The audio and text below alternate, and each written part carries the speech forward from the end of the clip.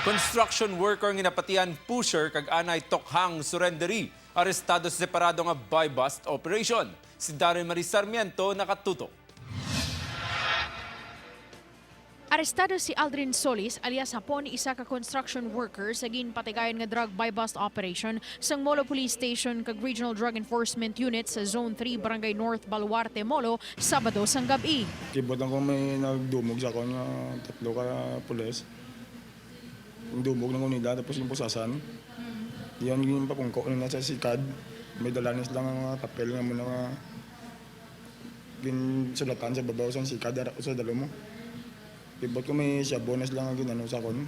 Nakuha sa suspetsado ang 5 ka ginapatihan suspected shabu, lakip na ang buy-bust item, 1,200 pesos nga buy-bust money kag 1,660 pesos nga kwarta. Sa una may record ko nga 9-1. Kaya ginplantidan mo ko to sa pagdakop sa akon yung rabire. So nga muna wala kaya may sa akon, nagtarong na ko para araw sa bata ko gubra.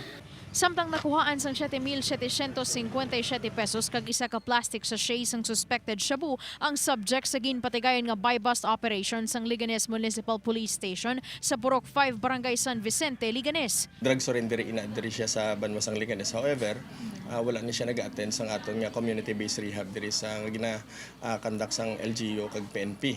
Alas 2:10 sang hapon nadakpan ang suspetsado nga ginkilala kay John Vincent Surinap, 25 anyos, residente sang Barangay Poblasyon, Liganes. Wala naman ginpanginwala sang suspetsado ang nakuha nga droga sa iya. Nagagamit ka dito, sir?